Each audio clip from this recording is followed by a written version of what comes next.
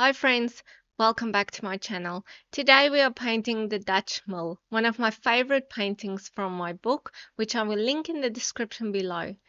We are starting with the sky, so I'm going to do a very wet on wet, but I'm also painting the whole area around the Dutch Mill and this little house.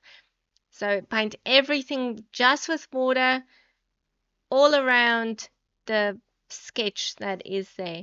Use some of that ultramarine blue, and we're going in from the corners and the top and just adding a bit of that blue, letting it blend and bleed in this wet and wet. You can see I leave some white spaces. They will naturally form some soft clouds in the sky. Now I'm using the phthalo green just here for the bottom. And then I'm going to grab some of that forest green to give us an idea of distant trees at the back. So just dropping it in while everything is still wet.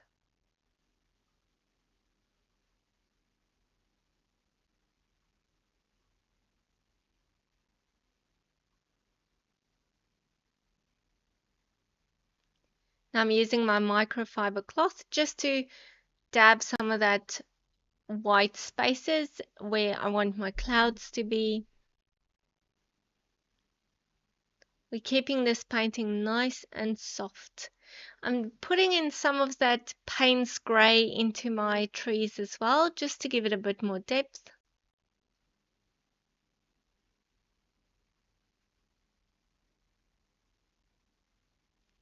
And then just use your microfiber cloth wherever you make a little mistake or where you want to outline your things a little bit better.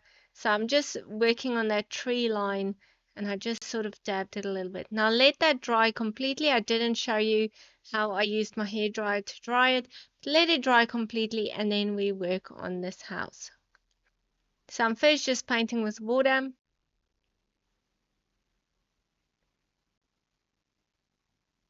And I'm adding a little bit of that warm sepia, sort of adding it in blotches to give the idea of like a stone wall. Adding a little bit of the burnt sienna as well.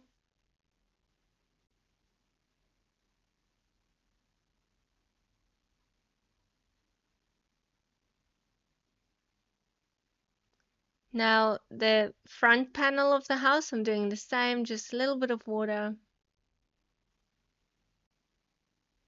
I'm first going in with yellow because I want to give it a bit more of a warmth feel. So I'm adding a bit of that lemon yellow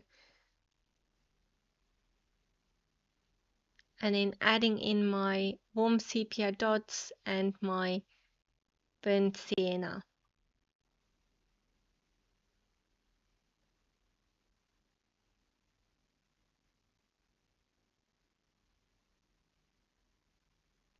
And then just softening it a bit. That yellow was a bit too bright for me. So just soften it a bit.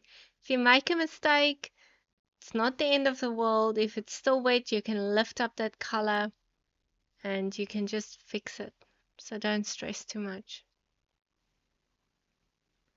The bottom part of my Dutch mill, I'm going in with some Payne's grey and then some warm sepia. This will also sort of look like a stone wall at the bottom or some stone.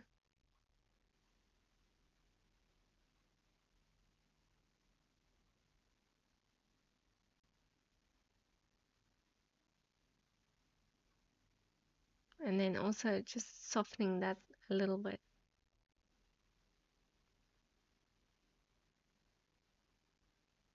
I really want this painting to have a beautiful soft feel to it, so don't want to go too dark.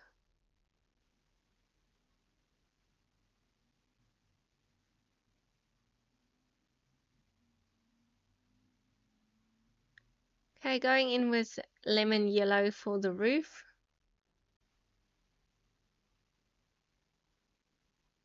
And then over that, I'm doing French vermilion, highlighting it just a little bit with that yellow.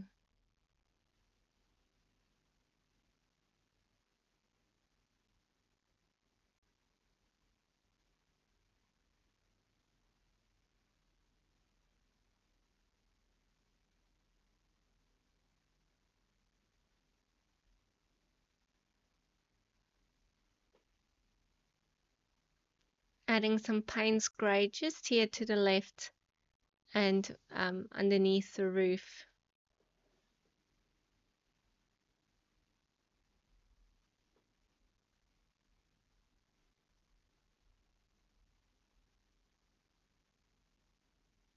I'm painting this whole side of the wall. I'm going over it with a layer of Payne's grey as well, because this side of the wall is in the shadows.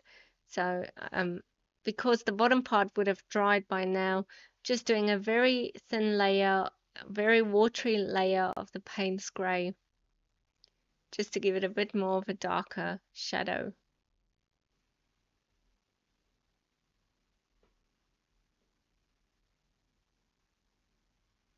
Now I'm starting to paint my Dutch mill, and I'm going to mainly paint this one with the Payne's grey as well.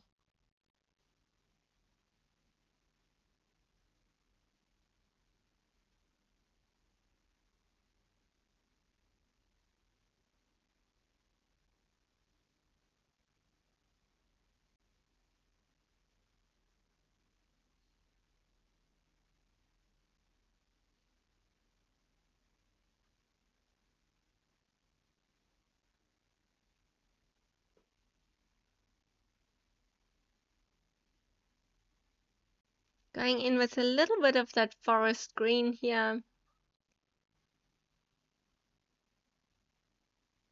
underneath my windows, and also here at the bottom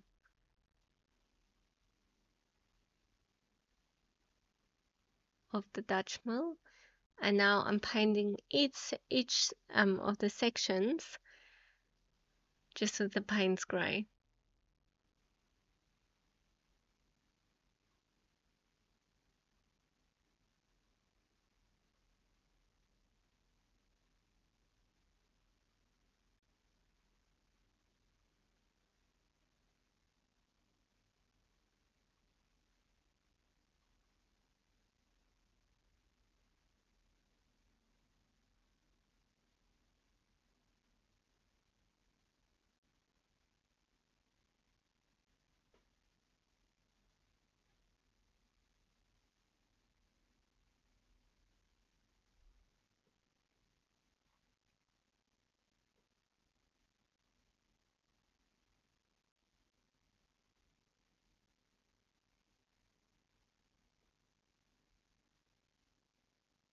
So just giving the idea that there's some planks here at the bottom. So I'm using some Payne's grey, some forest green, sort of just painting lines here at the bottom,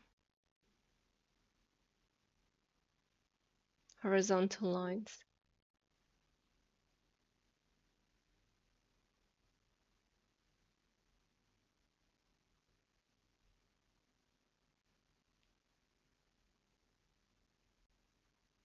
Dropping in some of the warm sepia as well.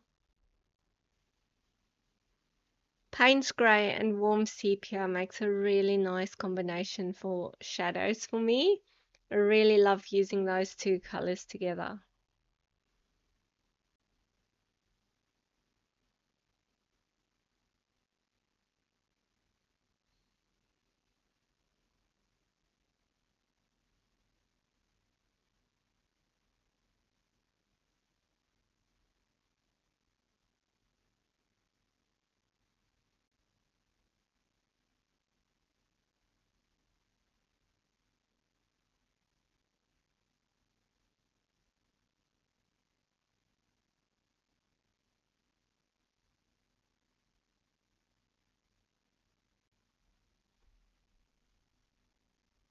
Just going over this bottom part with Payne's grey as well.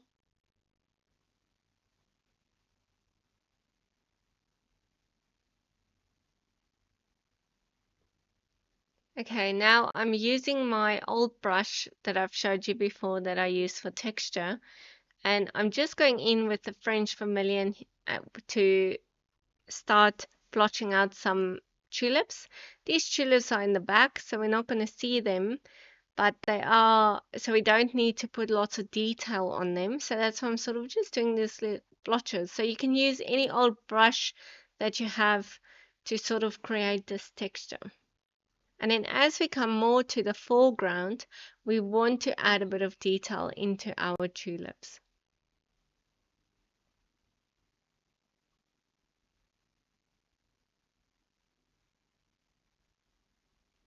Now I'm using phthalo green just to put out a layer of stems for my tulips. So still using this old brush that I've sort of cut up a little bit and just creating these stems for my tulips.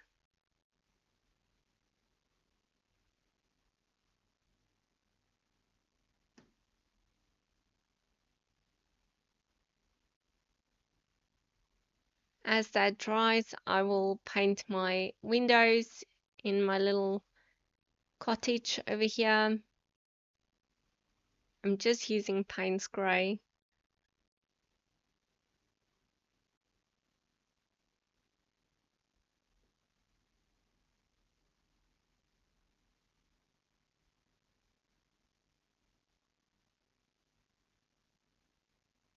Painting the windows in my Dutch Mill Payne's Grey as well.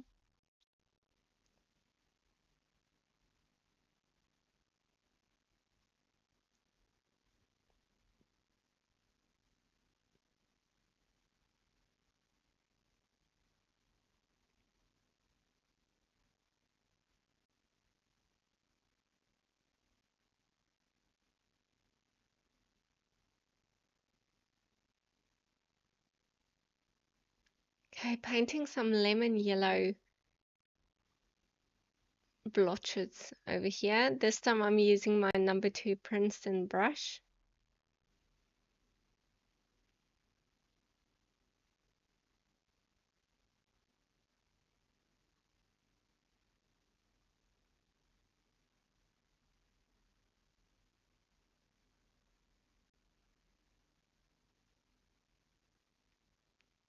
Going in with the French vermilion and painting some tulips with a bit more detail.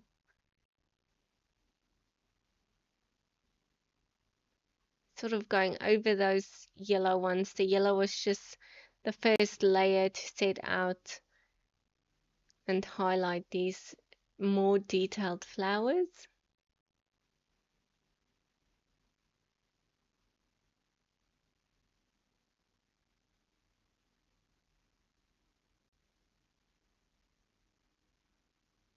Now going in with the forest green and adding some darker stems here at the bottom.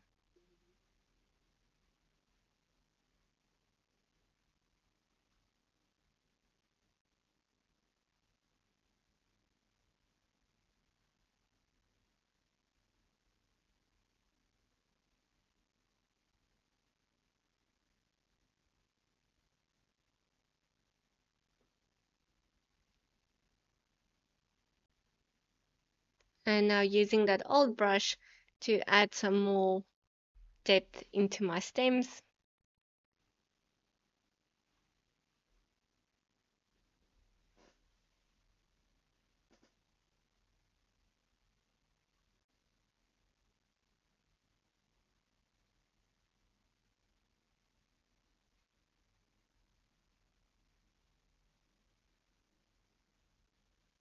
You're welcome to pause this video at any time and to just enjoy your painting journey.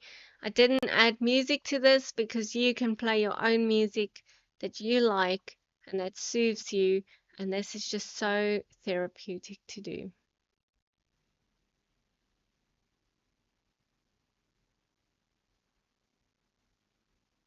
I'm just adding some blotches of green in between. It feels like my whole area needs a bit more greenery as well.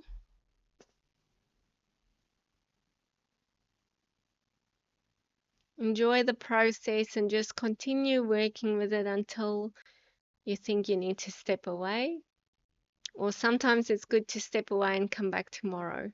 But just enjoy the process. Let it heal you in a way, because playing with these paints on the paper can really heal you and can be so good for you. Adding some darker areas now into that green. So sort of going around my red blotches, but also if you do go over some of them, that's okay.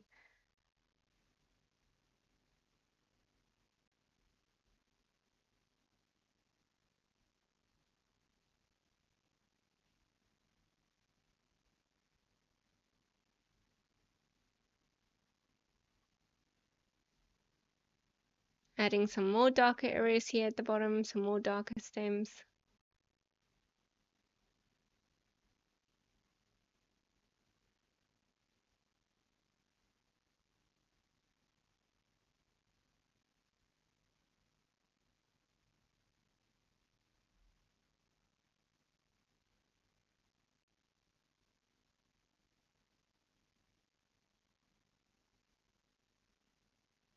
Now I'm using my white gel pen just for some highlights. So into my Dutch mill around the window.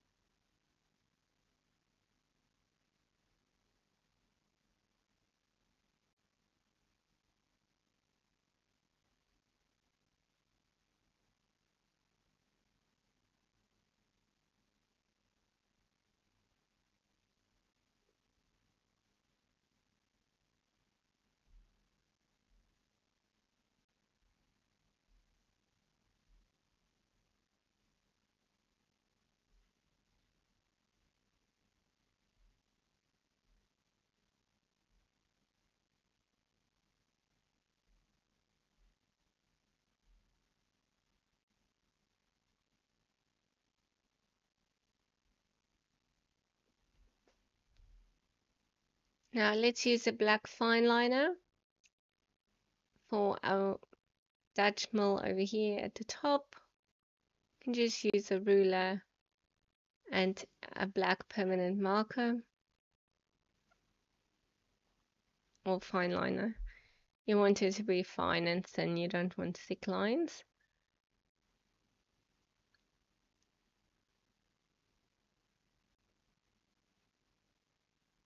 Okay, so I'm sort of going to draw this part just in by hand, eyeballing it. Doesn't have to be perfect. Challenge yourself to make something not perfect, to make something imperfect, because that's the beauty of art. It doesn't have to be perfect. Every single line doesn't have to be straight. You just need to enjoy what you are doing. And if you enjoy making it straight, then that's okay. That's what you do. But have fun with it. That's the most important part.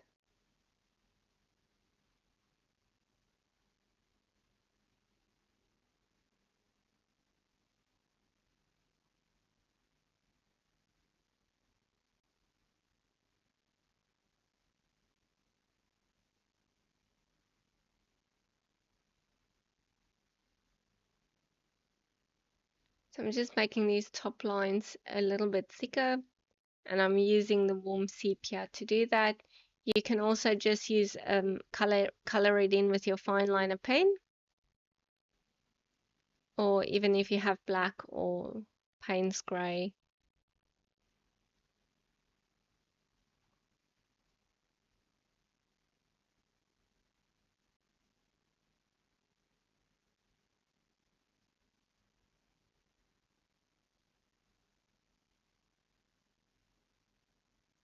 And then finally, I'm just adding some detail and final touches to my tulips, the stems, and some of their leaves here at the bottom as well. So I hope you've enjoyed this one. I would love to see yours if you paint this, and happy painting.